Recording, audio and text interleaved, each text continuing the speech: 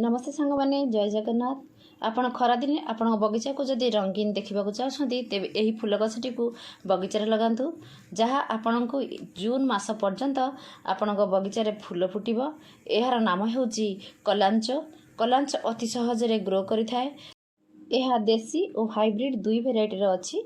Hybrid कलांच फूलटी double petal मिलता है किंतु देसीटी बिल्कुल चुनु चुनु चुनु होकर फूल फुटी था। दुईट जाक किंतु पेंथा पेंथा फूल होता है।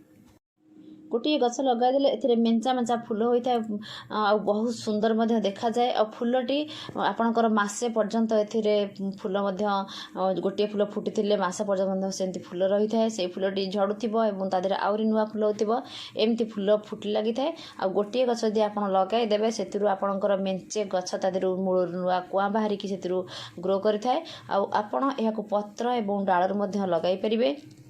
हाइब्रिड फूलटी आपन को बहुत कलर रे मिल white red pink yellow purple एम बहुत भेराइटी मिल किंतु ये जो देसी फूलटी आपन को प्रायतः रेड कलर ही मिलता है। कलांच साधारणतः डिसेम्बर जनवरी ठारू से गोटे गोटे गछरे फूल फुटवा आरंभ होता है एवं जून मास पर्यंत यह गछरे फूल फुटिकी सेमती रही है। कलांच एक सकलेंट भेराइटर गछ। यार पत्र मोटा मोटा जहाँकि से मोटा मोटा पत्र देहरे पानी भरिकी रही है। तेणु एथिरे पानी बेसी दबा आवश्यक पड़े ना। यही गछटी को यदि आम खरा एवं वर्षारू रक्षा करवा ताहले यह आमर बगीचारे वर्ष वर्ष धरिकी आमको फूल दब। तेणु आम कलांच गछ को डायरेक्ट सनलाइट रे रखा ना एवं जिते वर्षा होची से वर्षा पानी डायरेक्ट ए पड़ा को देवा ना। कहीं यहाँ सकलेंट गछ होती वर्षा पानी ए पड़ो ताल तार पत्र गुड़ देखो तार मूलर जाम हो रही माटी भी तार देखा जाऊ ना। तेणुक ए पानी पड़ो जहाँफल से कौन करना तार चेर फंगस लगे और सड़की गछटी आपंकर मरीज। अति खरार रखिले कौन हम ना गछ गुड़िक हलदिया हो। ए गछटी मोर किंतु ग्रीननेस रही कहीं ये गछ को मु छाई रे रखी या वीडियो करने मुझे बाहर को आनी किंतु या पूरा आलोक दरकार किंतु ये डायरेक्ट सनलाइट रखिबार ना। ए घंटे कि 2 घंटा सनलाइट पड़ुची ताले भल सकाळ खरा टिके पड़गले ये आराम से ग्रो कर फूल फुटब। तेणु आम या एमती जगह रखा जो सकाळ घंटे 2 घंटा खरा पड़ो एवं यह आलोक पड़ो फुल आलोक पड़ो ताले आम से जगह रखा जहाँ ये गछ आमर किसी खराब हो ना। देखो पत्र गुड़ के सुंदर हो मोटा मोटा हो फूल गुड़िक गुच्छा गुच्छा हो। जदि आप बगीचार एमती गुच्छा गुच्छा फूल फुटब ताले केते सुंदर देखा किंतु हाइब्रिड प्रायतः देसीटी एते मरे ना किंतु हाइब्रिड फूलटी बहुत केयर दरकार जहाँफल कि खरार रखिले से खरारे मरीज वर्षा रखिले वर्षार खराब हो जाए। तेणु हाइब्रिड फूल रे बहुत भेराइटर मिलूँ आपड़ ताको चाहिए आणिकी नर्सरी किणिक आनिक लगे पारे। किंतु देसी जदि आप गोटे लगे दौरान ताले या आपणकर वर्ष वर्ष धरिकी आप बगीचार रहिबो। देखंतु या डालरू ग्रो करिबो पत्ररू ग्रो करिबो और पत्र को लगाई किंतु पत्ररू एते शीघ्र टिके ग्रो करेनि गोटे टाइम लगे किंतु डाल देखंतु बहुत शीघ्र ग्रो कर जिवो। मुझे 2टा पट रे लगाई गोटे पट को मुझे करदे रिपोर्टिंग करदे किंतु ये मोर रही जाइए। देखो ये देख तार यहाँ को बाली रे ग्रो कर आप जो गछ भी डाल लगाउछंती कटिंग्स ग्रो करने को चाहूँगी ताले आपन को करिवे ना बाली रे ही लगातु। बाली रे लगेले बहुत शीघ्र तार चेर बाहरी थाए एवं गछ खराब नहीं। साधारणतः माटी संस्पर्श आसिले हुए तो डाल गुड़िक फंगस लगी खराब हो जाए किंतु आप बाली रे लगेदेवे ताले आपनकर प्रत्येक डाल प्रायतः बंचीज। मु आ गोटे कथा जानवा को पाइली देखो मु जो पत्र ग्रो करी ये जो छोट गछ देखी आपको से छोट गछर पत्र गोटे गोटे गोटे ए सब लगे 3टा लेखा पत्र लगे मोर पूर्वर वीडियो अच्छी कि देखो तार देखो ये चेर बाहरी जाए कुआ आसी ना जस्ट टिके बाहर यहाँ लगे आसी 3-4 मास है 3 मास खंड है बोधे लगे चेर खाली बाहरी तार कुआ बाहरी ना जस्ट टिके टिके देखा किंतु पत्रटी तार ग्रो हो जाए पत्रटी बढ़ी जाए। छोट पत्र लगे आउ से पत्रटी देखूँ केते बड़ हो जाए। तेणु आपणकर आप जो लगाऊँ डालू ही लगातु डाल लगेदेले पत्र भी ग्रो कर कि डाल लगेदेले बहुत शीघ्र ही ग्रो कर।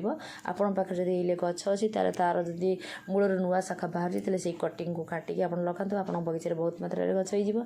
जदि आप पाखे ना ताले आप नर्सरी जातु से कलांच गछ आणतु एवं कलांच गछ फूल फुटुवा गछ मिल किंतु हाइब्रिड टिके कस्ट अधिका अबिका गोटे गछ 200-250 एमती पड़ जाऊे किंतु देसी गछ सस्ता हुए तो 70-80 टंकार आप पाइबे कि गोटे गछ आने ये आपण बगीचार पूरा शह शह गचर परिणत हो गोटे गछ आनी मुझे मागिक आनी मो स्कूल गोटे पिलाठार ये मागिक आनी कि देखूँ मोर केते मात्रा गछ हो मोर बगीचार बहुत सारा गछ यही तल छात ऊपर छात जो देखिए कलांच गछ ये फूल पूरा भरी जाइए।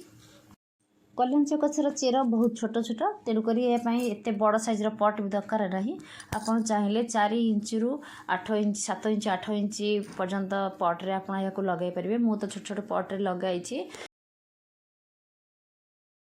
ये जो गछटी को देखुं यह हूँ 6 इंच पट्रे गोटे लगी देखो केते सुंदर फूल होती गुच्छा गुच्छा फूल होती 3टा शाखा बाहरी से फूल फुटी आउ सब नुआ नुआ जो शाखा बाहरी से सब कढ़ तार टिके बाहर एमती गोटे लेखा स्टेम बाहर स्टेम रे मेचा मेचा ही फूल फुटब फूलदानी रे जमी फूल आम गुच्छा रखुचे से गुच्छा गुच्छा ही फूल फुटब तेणु ये फूल गुड़िक जो झड़ी आसो से देखिए नुआ जो कढ़ बाहरी से नुआ कढ़ फुटब तेणु एमती फूल झड़ुव फूल नुआ शाखा बारी से फूल फुटुव एमती फुटी फुटी आपणकर देखिए जून मास पर्यंत आपण गचर ये देसी भेराइटी ही आप देखा पाइबे तेणु देसी भेराइटी कलांच गछ आनिक लगातु हाइब्रिड आनिक लगातु हाइब्रिड आपन को फुटला गछ मिल बहुत कलर मिल आउ से जत्न दरकार खरा एवं वर्षारू जदि बचेबे ताहले आपन गछ एमती वर्ष वर्ष धरिकी रहिबो।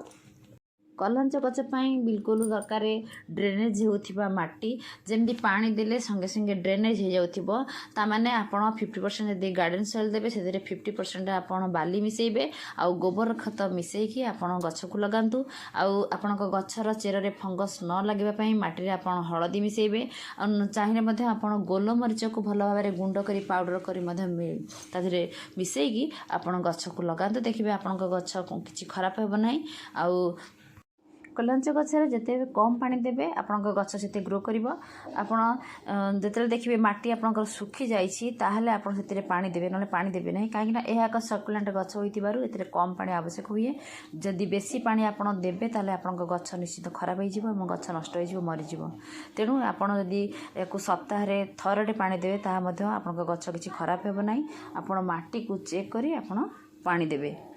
आउ गोटे कथा है कलांच गछ बेसी खाद्य आवश्यक करे ना आपड़ ये 2 मासर थरे को टिके गोबर खत देवे आपण गछ भल ग्रोथ कर जो देखिए ये कढ़ आसवा टाइम हम गछ आप भल ग्रोथ हो गला आपड़ कौन करेंगे ना पोटासियम युक्त खाद्य देवे पोटासियम युक्त खाद्यपाई आमे दबा कदली चोपार लिक्विड आपण कदली जो खाऊँ तार चोपा को न फिंगी से कदली चोपा को छोट छोट पीस कर काटिक एक बॉटल रे रखंतु और से पानी भरी ताकू 3 दिन पर्यंत रखिबा पर आपण ताको छाणिक गछरे दियंतु।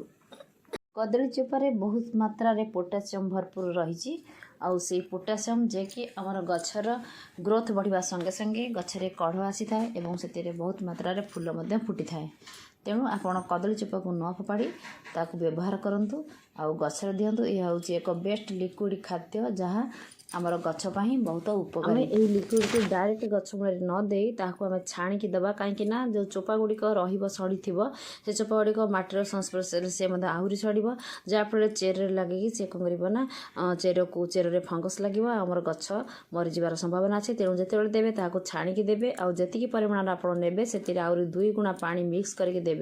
कलांच गछ एत रोग पोक लगे ना किंतु आपण कलांच गछ जदि बहुत पानी देवे ताले फंगस लागिबार चांस अधिक अच्छी एक सर्कुलेंट प्लांट तेणुक आपड़ तक पानी पूरा कम देवे सप्ताह थरे पानी देले भी चलो से गछर किसी खराब हेब ना तेणु पानी आम जिते परिमाण जिते कम परिमाण दबा आम गछ से भल ग्रो कर फंगस न लगे आम 15 दिन रे थरे हलदी गुंड को पानी रे भल भाव गोली ताकू छाणी करी आम गछरे स्प्रे करवा और तार गछर मूल दबा। आपण बगीचार खरादिन यही रंगीन फूलटी को देखापी आपण डेरी न करी तुरंत नर्सरी जाई ए कलांच गछ को आणतु एवं लगातु यह आपण को जून मास पर्यंत आपण बगीचार बहुत सारा फूल फुटब आपण बगीचा को सुंदर रखिबा तेणु आउ डेरी करंतु नाही। मोर वीडियो जब आपको पसंद लगला तेज लाइक करूँ शेयर करूँ आ मो चैनल जो नुआ अच्छा तेज मो चैनल को सब्सक्राइब करूँ। Thanks for watching.